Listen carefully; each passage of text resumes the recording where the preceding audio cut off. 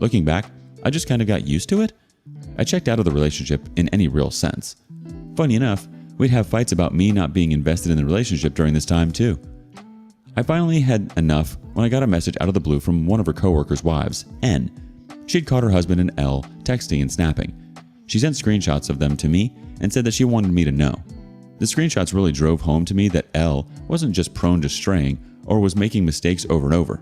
I know, it's dumb, but when you're in a relationship, if you excuse one thing, it gets easier the next time, and I had gotten to the point of excusing everything. We'd had our ritual fight over it, she'd end the affair, and the cycle begins again in a few months.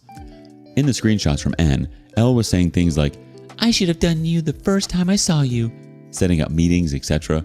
I confronted L with the texts, and her first reaction was annoyance that the guy didn't hide it from his wife better. It blew my mind. And when I was talking to N, it was obvious she was crushed. They had 2 kids and her husband's actions were likely going to tear the family apart. And here's my loving wife mad that he was too dumb to hide it properly, and she knew he couldn't handle this sort of relationship.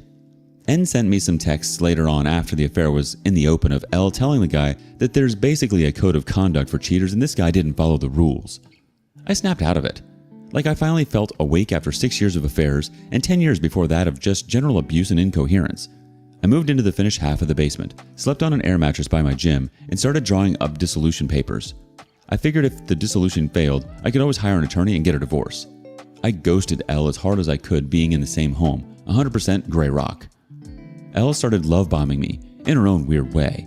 One time I got home from work and she'd bought a lamp for the basement and put it by my air mattress. Probably the sweetest thing she'd ever done for me. To drive home everything, a few days later, she's working from home in the afternoon and she doesn't hear me go into the kitchen for a drink. I can hear she's on a speakerphone on the couch, and it's S. Still her boss and the guy all of this started with. I hear him ask if she's alone and she says yes. I think, really? Really? Right now, as I'm prepping the dissolution in the same house, she's going to indulge this guy. I creep closer and listen in.